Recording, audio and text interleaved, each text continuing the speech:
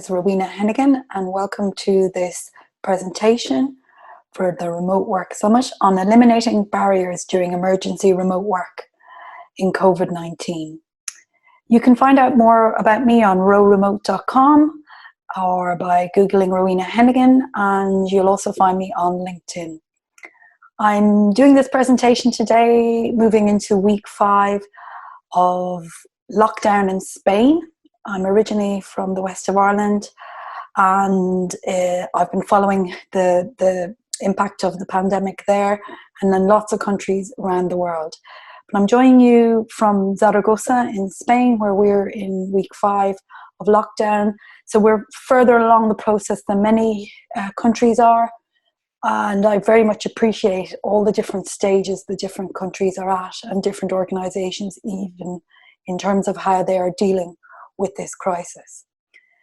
So I hope during this presentation to give you some insight based on various live webinars I've been conducting with the remote people who are suddenly thrown remote, and also experts within the field.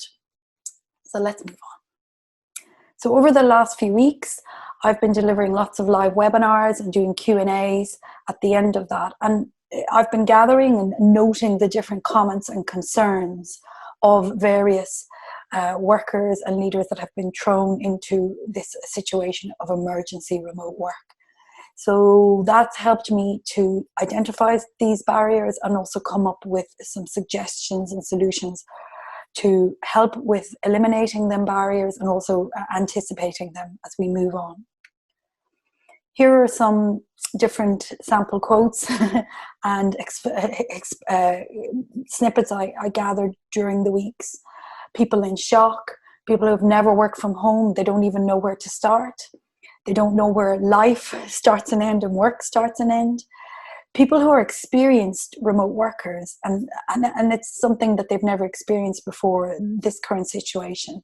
Like myself, having worked remote for quite a long time, since 2007, and it's still completely new to me, having my husband, my daughter and everything in here on top of me, and my small apartment in Spain. So it's quite suffocating, and people are really struggling with it. Distractions all the time, whether it be distractions due to the people surrounding you or within your space that you're trying to work, or external distractions in terms of family that may be sick, or people who are being affected widely personally by COVID-19. People are getting frustrated at their productivity, and people are fatigued and tired, so they can't achieve anything. And that's an example of the sort of responses that I've been seeing, and questions and concerns being raised by both newly remote workers and experienced ones. So the wider context is we're all at totally different stages of this crisis, but we've all been impacted in some way. And many of us are thrown into this situation of emergency work. So before I start about emergency remote work, before I start on the barriers that I've pulled up to try and deal with in this session, I also want to set the scene that this is a reactive situation. We don't have any instructions. We've no time to prepare. We haven't been able to manage our expectations in terms of what's going to happen. Really important to say here as well that we don't know how long it's going to be for. So with all the best project planning in the world, that's what's causing a lot of the chaos at the moment, both in the outer world and in our inner minds as we try to deal with it. But I want to reassure you that calmer waters are ahead, and why you'll see as I move through the presentation, because at least some of the chaos is becoming predictable. And through presentations like this and many others like it, and lots of support from the established remote work community, there is help and support out there. We want to set the scene as well and be very clear that this is emergency remote work. It's not remote work planned, it's not remote work established, it's not remote work, certainly as I would know it as an experienced worker in the area.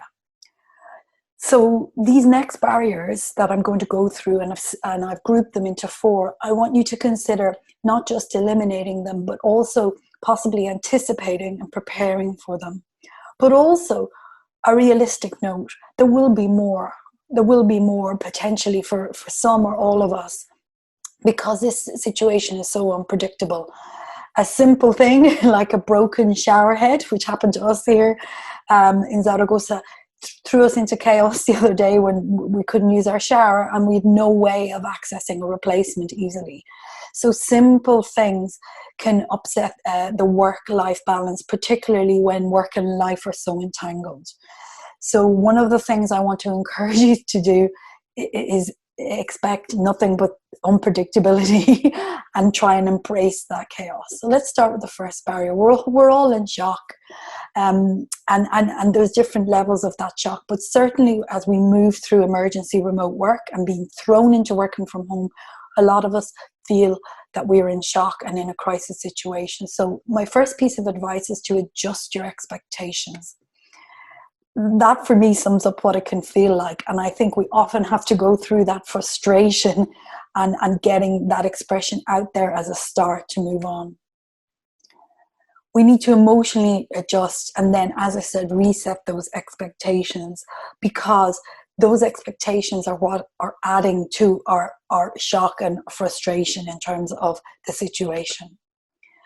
And then some good ways of dealing with that, and this is not just as a leader or working on a remote team, this is for yourself as an individual and any self-talk you may use. Try and acknowledge the shock and the crisis situation. Reassure yourself, or just listen to what's going on. Try and zoom out of yourself and get some perspective. If you're a leader, if you're working on teams, collaborating lots, then you need to keep this in mind as you interact, as you communicate. And what I believe will really help is using empathy in any approach that you may make. Then coming on to the second barrier. We're all in transition, but we don't really realize it. And transition in itself is a barrier because we don't appreciate that it's going to take time. And if it's going to take time, why don't we try and build in that time now as a way of anticipating that transition and the time that's needed for it?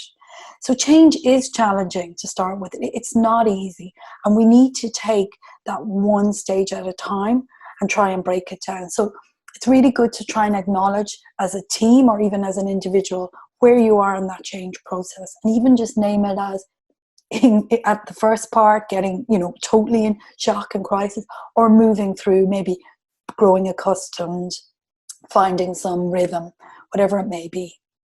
Really important here is to celebrate small little wins.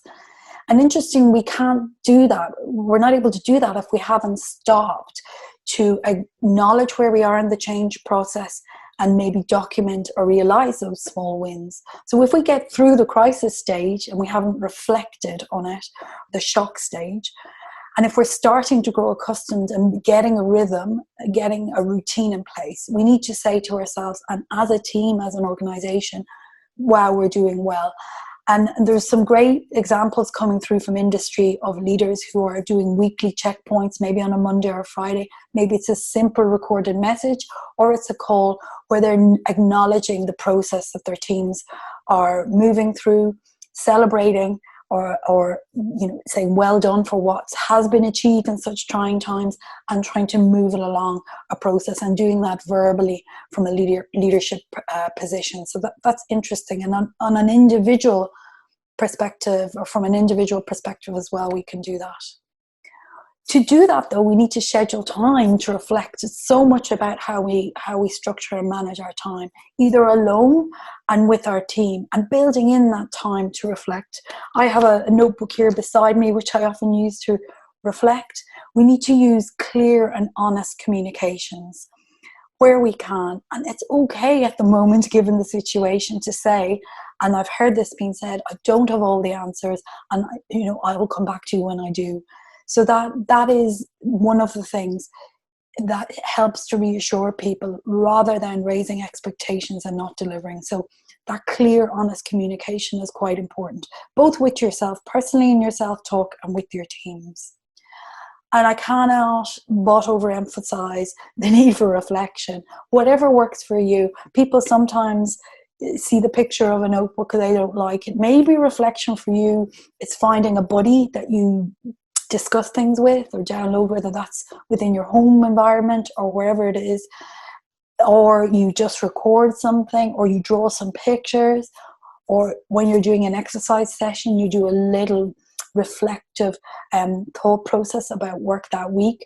But if wherever you can, try and start to reflect. If you can write it down, even better, because you can look back and learn from it. It's loved. So that would be where I would say to underpin this recommendation, it would work. Then moving on to the fact that we have no structure, and we often still don't have. We have a rough structure here in week 5, but it keeps changing. And what we are trying to do is focus on where we can find that little bit of structure every day. So having the one meal together as a family, doing the exercise session in the morning, whatever it is you can grab onto in terms of that routine and structure. And again, if you grab a little bit in one week, you can acknowledge and celebrate it in the next week. And that helps your brain to feel like it's achieving something in these times where it feels nothing's been achieved in certain moments. Looking at the start and the end of the day, what helps you in terms of these, how you're working, how you're building into the day and getting yourself started. Maybe you need to have a good exercise session to be fresh when you sit down at your desk. So these, and then also, of course, when you're ending the day, how to break up and finish the day and go back into life, which may be, 5 feet away on the other side of a door, back into your home life. So these rituals and routine hacks, which you can find lots about, you can Google, you can read different articles on them. It's a good place to look and start to acknowledge them again within your self-reflection. But notice what works and do more of it. People are overwhelmed at the moment, and they sometimes naturally forget that 1 or 2 things could be really working, and that if they look at those and do more of them, it will really, really help. For remote leaders out there, people on teams, have a discussion. Start off an informal discussion about what's working. And that helps to also reaffirm those things that are working and perhaps share them amongst the team. A total productivity reset and new approach is often needed. And even for myself, who would feel that I'm quite good productivity wise in the remote hours that I work and the way I work, I've had to reset that in these few weeks and look at breaking down work tasks into small manageable chunks and doing that regularly. So what I mean is, as a new task comes in, I have to judge whether it can either be broken into smaller chunks due to the work slots that I'm working, which are quite restrictive, and also whether that, there's other ways of doing them. There's other quicker ways that I can do them, or other ways that I can be more effective doing them, whether it be collaborating with a colleague or looking for help. So in general, that's something that helps. If people can start to look at that productivity approach and find some quick wins or some quick ways of improving them, it can often help reassure and start to move things in the right direction. All back to time management and building in your routine, where you build in your exercise time into your diary, where you build, including your work diary, you build in your breaks. We also need to build in those chunks of work, those chunks of available hours, and how we're going to use them. So rather than just saying you're going to work in the morning from 10 to 12 because that's your available slot, go down to the next level of detail if you can. And leaders, this is something that you can use with your remote workers to coach them through maybe those challenges in productivity. I would also suggest to leaders that you need to enable and allow those chunks of time.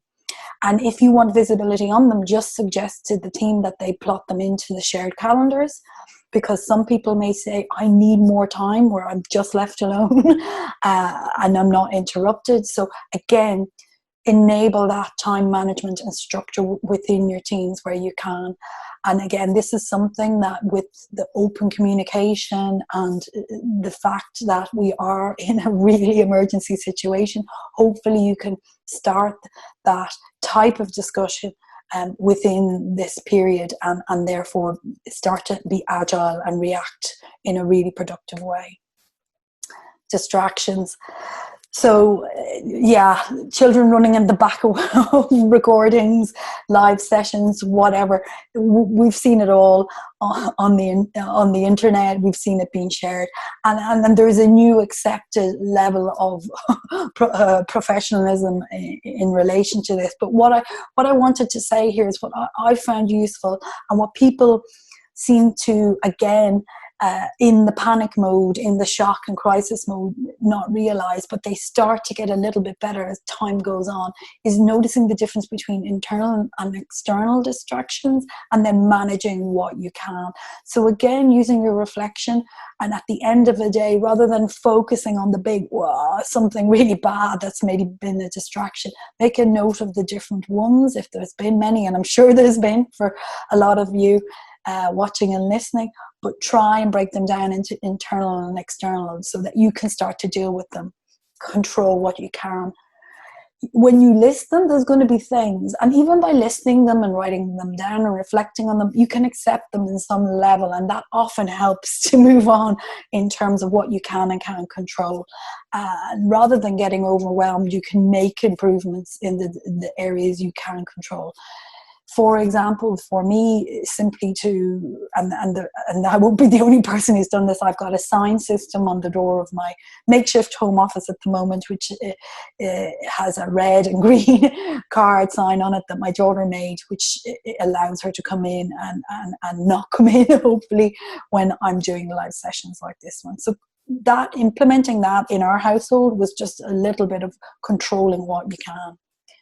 And then one of the final things, are really important, is being gentle on yourself and the self-care, because we can only control so much. We can only build in, and there's going to be days where it all goes upside down. Everything, every plan, every routine gets thrown out at the moment due to the nature of this chaos that we're in. So be gentle on yourself if you can't manage. If you're having a bad day, take care of yourself. As we say in Ireland, mind yourself, because not all of these things are predictable or manageable. And one more time to mention it, because it's one of the common factors that I find talking to all different types of remote workers and professionals, that the reflection and building in that reflection time has been a real support to them. Journaling, logging, finding a buddy that you can discuss it with, making a couple of notes afterwards, whatever works. And again, for leaders that may be listening, this, I've heard of good examples of this being informally brought in terms of social interaction calls for suddenly remote teams or whatever it may be. The other thing that's good is building on what already works in your team culture as a leader, and just taking it virtual. If you run maybe quizzes, or you do particular activities in person, maybe you can do them online. There's loads of great ideas out there using different video conferencing tools where you can host quizzes. I heard of a great one the other day where a group of a virtual team have been having facials together, where they all do facials and then hang out in informal setting. But again, the leaders that might be interested could use that relaxed atmosphere as a way of reflecting on what's working and emphasizing the positive. That emphasizing the positive is so important. And I'm a glass half full girl, definitely. Even though there's been difficult days, I've been trying to celebrate the small wins and what I'm managing to do on an individual, family level and on a professional level. So focusing on that positive and making space for it, and self-congratulation is really, time is really encouraged. In terms of a recap and winding up, so we want to look at within the crisis phase and where we exactly are at a certain phase within this pandemic, and being thrown into working from home and emergency remote work. We want to look at adjusting expectations where we can on ourselves and on others. We want to acknowledge where we can that transition takes time and factor that in. Maybe we can factor that into our operations so that we are acknowledging that transition and celebrating any small wins. Finding structure where we can, grabbing onto it, building it into our diaries and our schedules where we can. looking at that reset in productivity and how we approach work. So taking that half hour to look at work tasks and what you're doing and reflect, rather than being in the spin or the turmoil of feeling you're not achieving. And that is something that lots of people find useful. I want to remind you that the remote community are there to support you. Even this fantastic conference, lots of people are giving their time to present. There's so many free resources, fantastic free webinars, lots and lots of community support from the established remote community. So please grab it and take it when you need it. Have a look at the site remoteworktree.com that I have built with Robert Kropp, which has loads of resources on there for suddenly remote individuals, suddenly people who've been thrown into remote work. And just trying to bring it to a nice positive end, I would like to say that when I think about how the last 4 or 5 weeks have gone, I think that I've just trusted in my own capability, in the project collaborators that I know and work with, that the human race is so resilient, and that, you know, we have hope. There is hope. And looking back at what we've achieved already in terms of the global remote community response to COVID-19 is a fantastic reminder of that resilience and hope and trust that the community will support us and support the wider and newly remote workers. So that winds it up. I've been Rowena Hennigan. Thank you for watching and listening. As I said, you can find out more about me at rowremote.com, remoteworktree.com, and you can certainly connect with me on LinkedIn. Thank you for your time and good luck with your remote working.